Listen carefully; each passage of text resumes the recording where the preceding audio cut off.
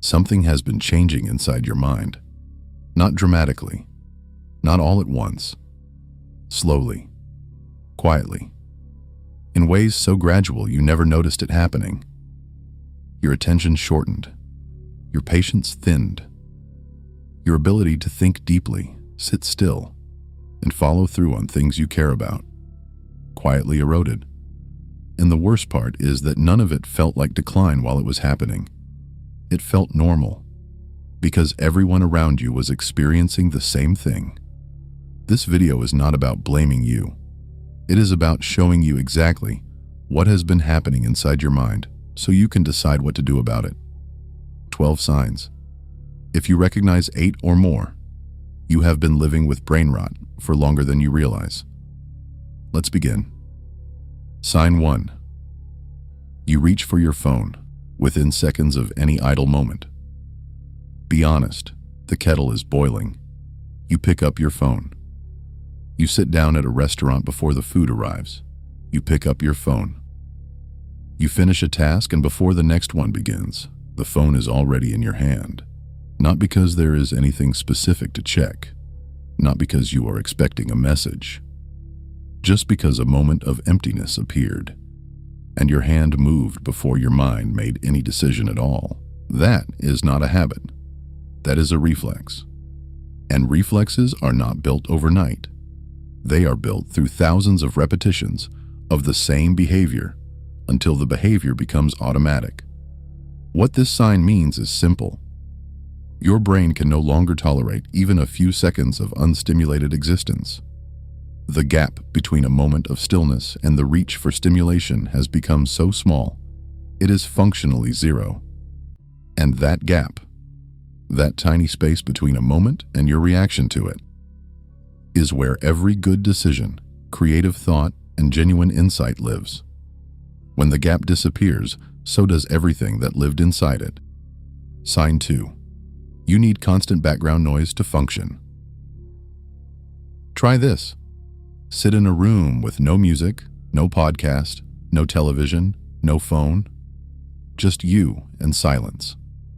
See how long it takes before the discomfort becomes overwhelming. For most people, it is measured in minutes, sometimes seconds, because silence has stopped feeling like rest. It has started feeling like something is wrong, and so the background noise runs constantly.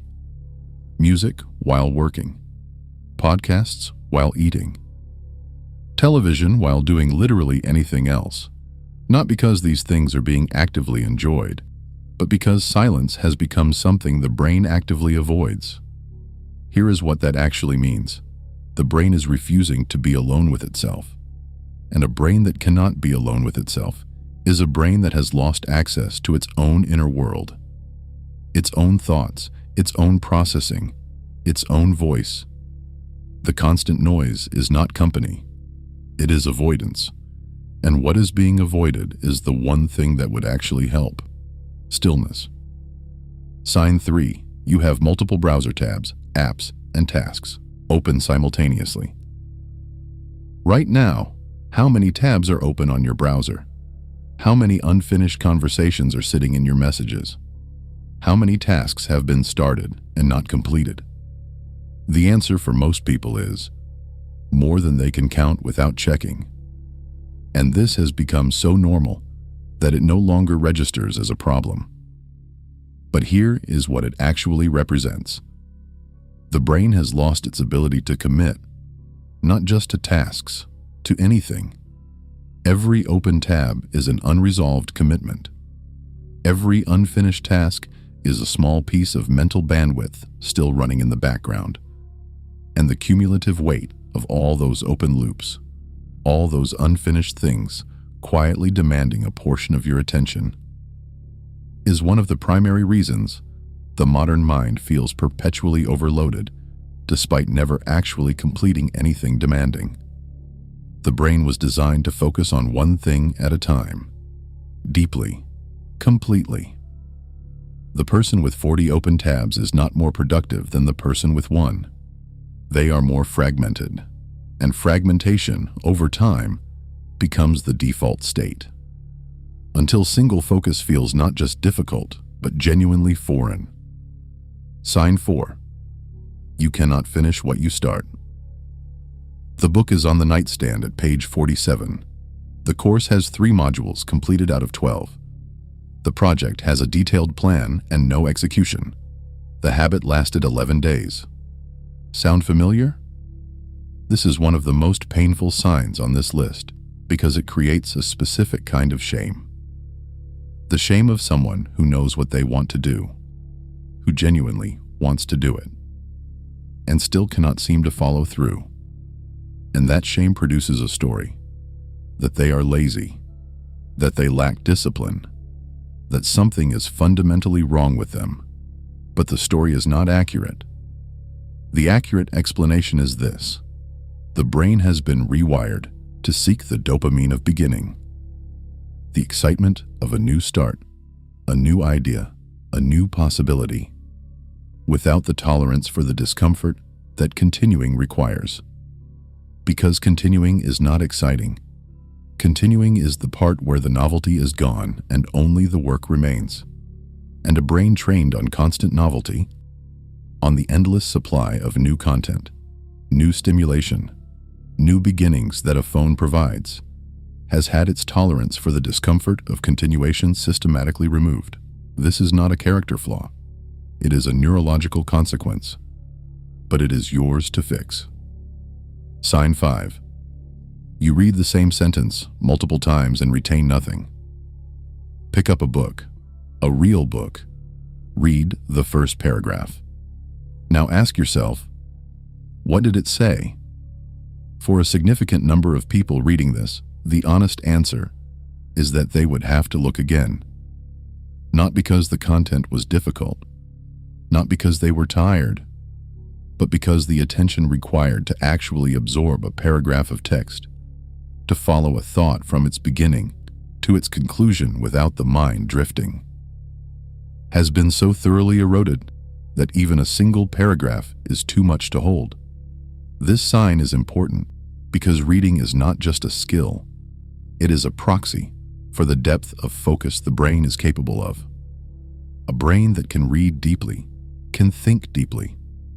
A brain that cannot follow a paragraph cannot follow a complex thought. And a person who cannot follow a complex thought to its conclusion will always be dependent on other people to do their thinking for them. Sign 6. You find long-form content physically uncomfortable. A 10-minute video feels long. A 30-minute documentary requires effort to commit to. A 2-hour film feels like an endurance event. And yet 3 hours of scrolling passes in what feels like 20 minutes. This asymmetry is not accidental. It is the precise neurological consequence of training the brain on short-form content. The attention span has not just shortened, it has restructured around a new baseline. A baseline where anything longer than 60 seconds requires active effort to sustain. And here is the part that matters. The ideas that change lives are not contained in 60-second clips. They are contained in books, in long conversations, in extended periods of sustained thinking, in the content that requires you to stay. The brain that finds long-form content uncomfortable is a brain that has systematically cut itself off from the depth of thinking required to genuinely change. And it has done so not through a dramatic decision, but through 10,000 small choices to watch the shorter thing instead. Sign 7. You consume enormous amounts of content, but remember almost none of it. What did you watch last Tuesday? What was the last podcast that genuinely changed how you think about something? What was the most interesting thing you read last month? For most people, these questions produce either a long pause or a vague generalization. Not because the content wasn't consumed, but because none of it landed anywhere. The average person consumes more information in a single day than a person living 200 years ago would encounter in a month, and retains almost none of it, because retention requires something that consumption does not: processing time. The brain consolidates information during rest, during reflection, during the gaps between inputs. When the inputs are continuous, when one piece of content immediately follows another with no space between them, nothing is consolidated. Everything passes through. And a mind full of unprocessed information is not an educated mind. It is a cluttered one. The consumption has become its own reward, completely disconnected from any actual learning. Sign 8. Your memory has quietly shortened. This one is subtle, and that subtlety is what makes it dangerous. It is not dramatic memory loss. It is not forgetting important things. It is the quiet, gradual shortening of how far back clear memory extends. Ask yourself what you did 2 Saturdays ago, in specific detail. Not the general shape of the day, but what actually happened, what was said, what was felt. For most people, the answer is surprisingly vague. Not because the day was unmemorable, but because the brain is no longer encoding daily experience with the depth it once did. And the reason is directly connected to everything above. Memory consolidation requires the brain to replay and process experiences. That processing happens in stillness, in sleep, in the gaps between stimulation. When those gaps are filled, constantly, completely, the processing does not happen, and experiences that are not processed are not remembered. The days blur, the weeks blur, and at some point, a person looks back and realizes they cannot clearly recall most of the last year. Not because nothing happened, because nothing was allowed to land. Sign 9.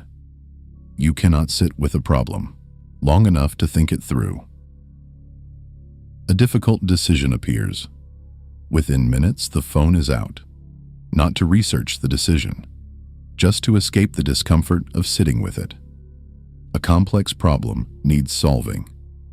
The first response is not to think. It is to look for someone else who has already solved it. A YouTube video, a Reddit thread, a quick answer from somewhere external. Anything to avoid the discomfort of sustained internal thinking. And this matters enormously, because the most important problems in a person's life, the problems about direction, identity, relationships, purpose, cannot be solved by someone else's answer. They can only be worked through by the person living them, through sustained, uncomfortable, undistracted thinking.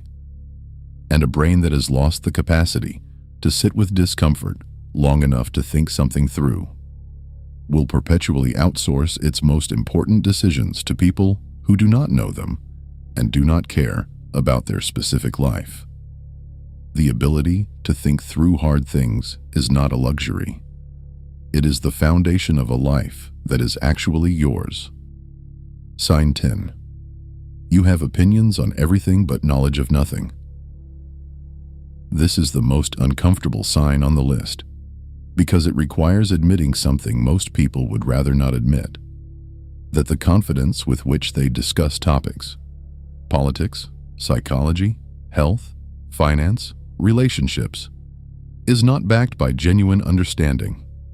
It is backed by accumulated fragments, clips, headlines, hot takes, secondhand summaries of things other people read.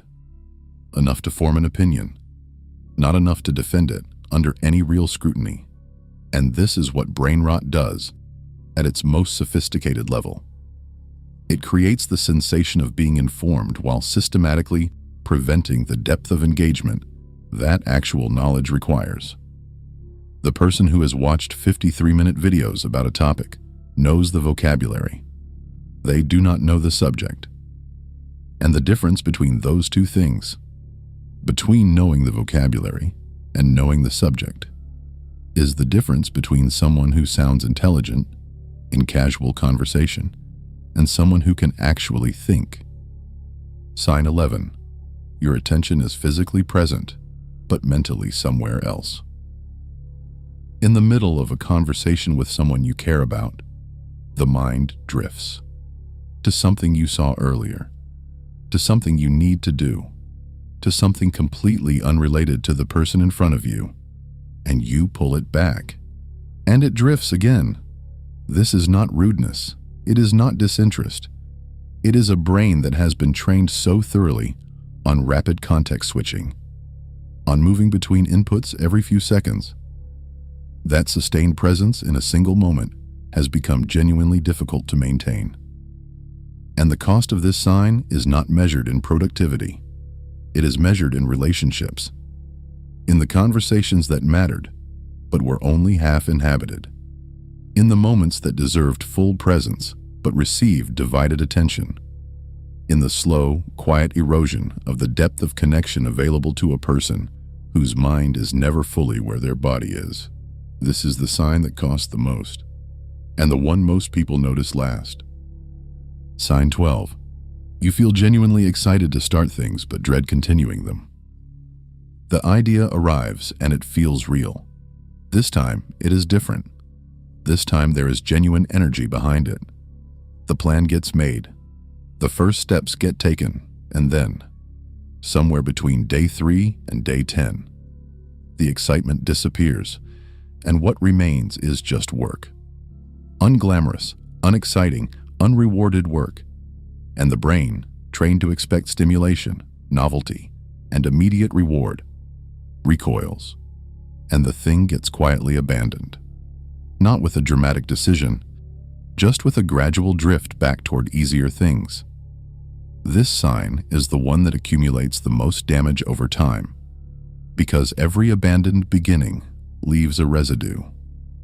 A quiet message to yourself that you are the kind of person who does not follow through. And enough of those messages, enough abandoned beginnings, calcify into an identity. The identity of someone who is full of potential that never becomes anything, which is the most painful version of brain rot there is, not because the capacity is gone, but because it keeps being demonstrated and then wasted, over and over, until the person stops starting things altogether, because starting means risking another abandonment, and the pain of that has become too familiar. 12 signs, not to shame you, not to diagnose you with something unfixable, but to show you clearly what has been happening so that you can see it, because you cannot change what you cannot see. And most people cannot see this, not because they are not intelligent, but because it happens so gradually, so normally, so universally, that it never looked like decline. It looked like life. The brain that you have right now is not the brain you were born with. It has been shaped deliberately, systematically, by systems designed to keep it fragmented, stimulated, and dependent.